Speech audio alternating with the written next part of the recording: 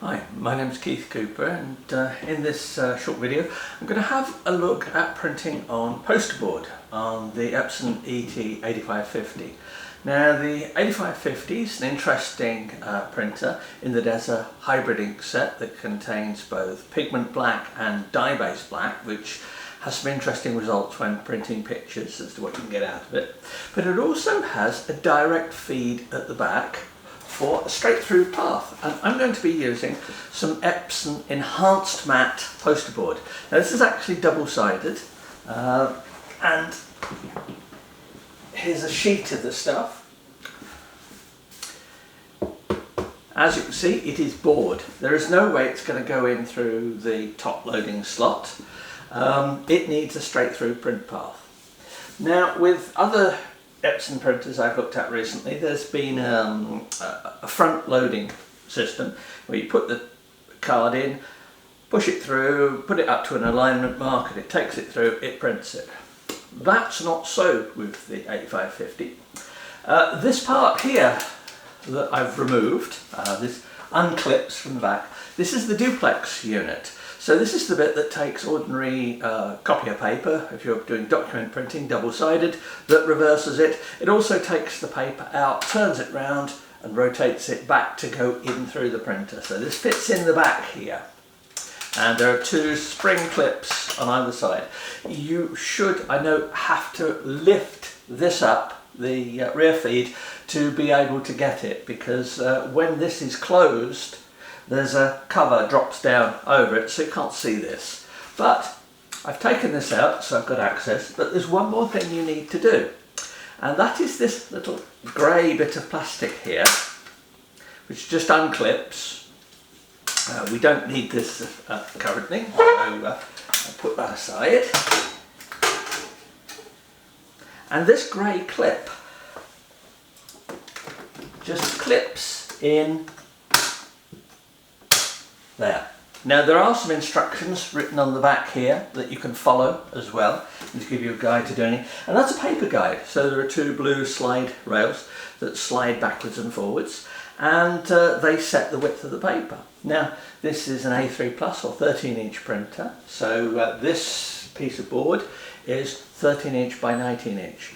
And as a paper, as a print surface, it behaves like Epson Matte. So I have a profile for this. Now it happens to be double-sided. I'm not going to do double-sided here, but it's available. I've got this in A3 Plus and A2 sizes.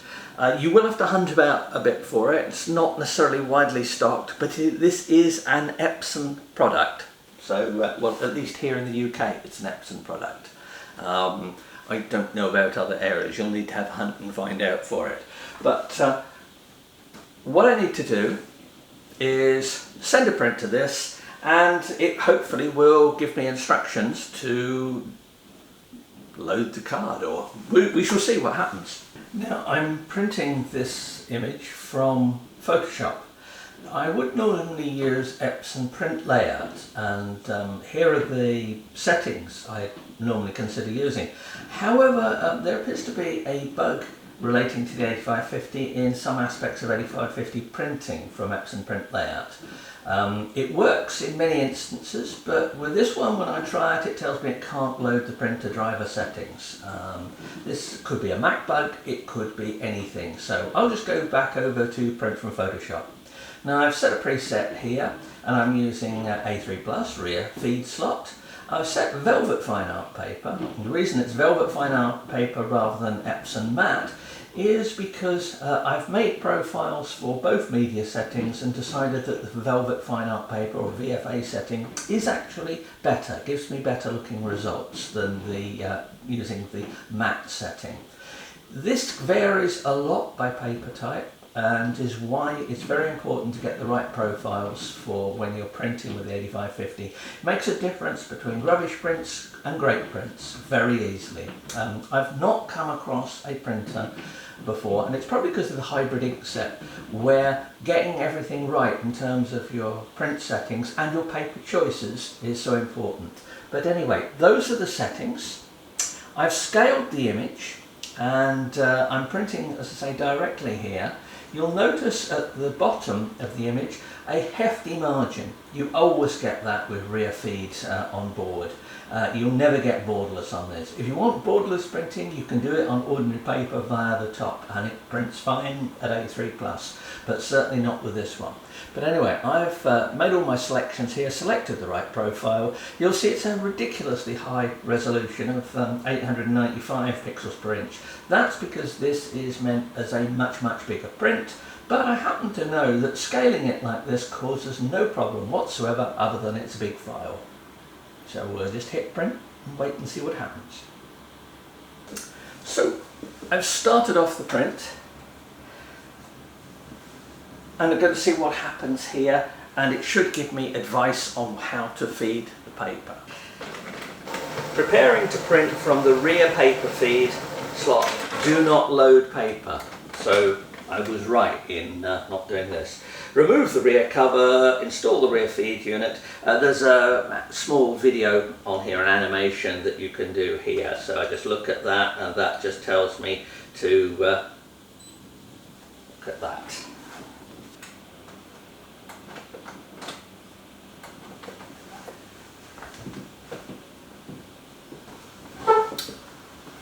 Well, that could have been a bit more positive. The board doesn't fit quite right into the guide there. It is, however, I can hear it printing and I can see the board moving through.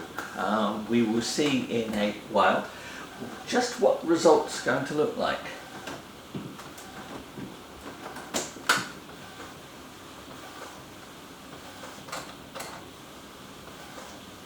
Well, it's printing.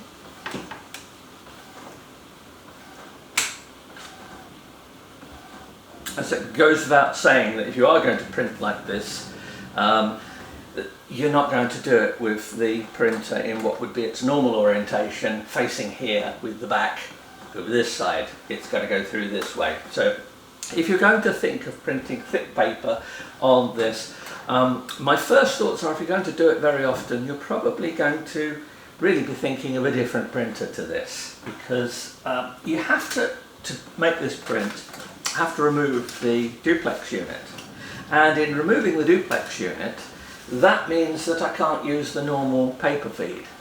So it's one of those bits where, yes, this is an occasional function, and according to the blurb, I should be able to, although not with the Mac driver, I should be able to do prints up to 2 meters long with this. Now, where I can get 2 meter photo board of the right sort is a mystery to me. I've never seen the stuff, but there you go.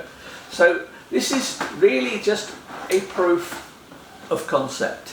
And for those of you who wonder what I do when I do printer testing, other than just, you know, run prints through and do things like that, it's stuff like this.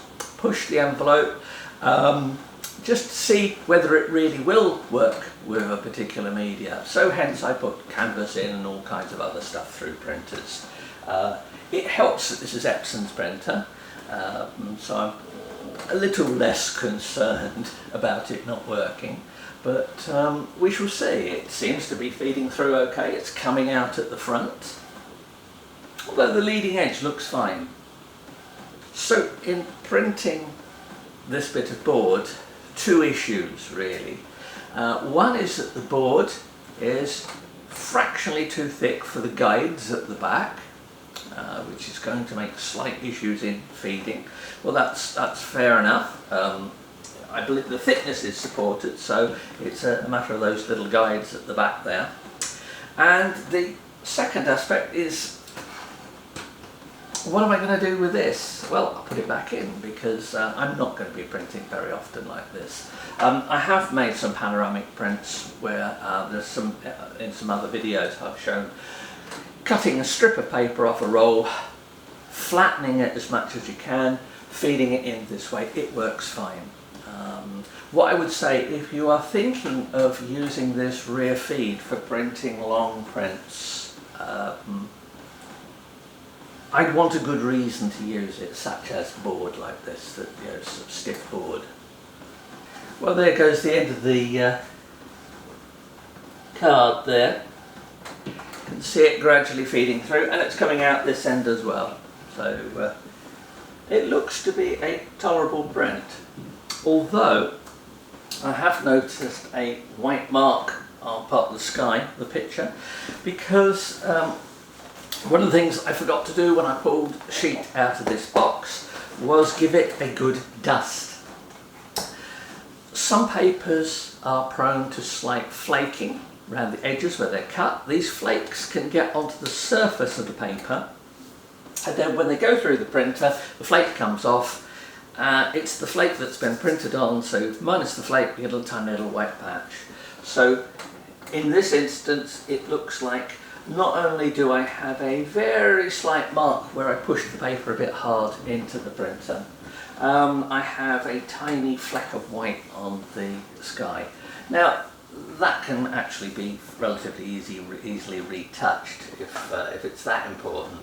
But it's just the sort of precautions you need to take with printing with card like this. Some photo papers do it as well. The older version of Epson TPP, traditional photo paper, was very prone to flaking, to the extent that when I first tested it, and this is quite a few years ago when it first came out, I got a feather brush and actually went over the surface to make sure there were no flakes on it. Because it is really annoying when you make a big print and it comes out and it has a tiny little white patch on it. But that's just something to be wary of for any printer with certain types of media. So the printer can print A3 Plus on board. Epson print layout at the moment, the version I have on my Mac, has a glitch in it that doesn't allow you to print. So I would normally print this, certainly to show in these videos, using Epson print layout. Mainly because I'm using an old version of Photoshop on a Mac, which means it's almost certainly going to look different for whatever you're printing on. Epson print layout is usually a very reliable and good piece of software that I'm quite happy to use. And here we have the print.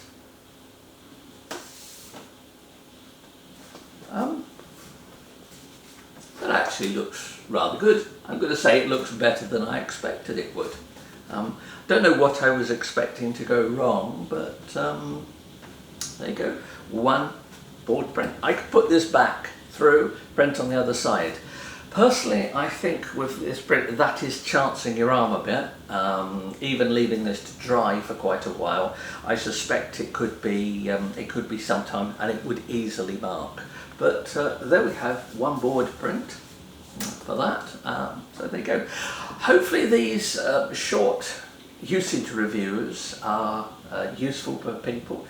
I'm quite deliberately leaving slight mistakes and things in it to show things that could go wrong, to show that I test dozens and dozens of printers and I get things wrong, so don't worry about it too much if you do. Please feel free to ask questions via the comments. Subscribe to the channel if you find it interesting. I'll have some more on this, and I'm hoping within the next week or so to have the actual main review of the printer, which is a roundup of everything that I've tested with it done. So thank you very much.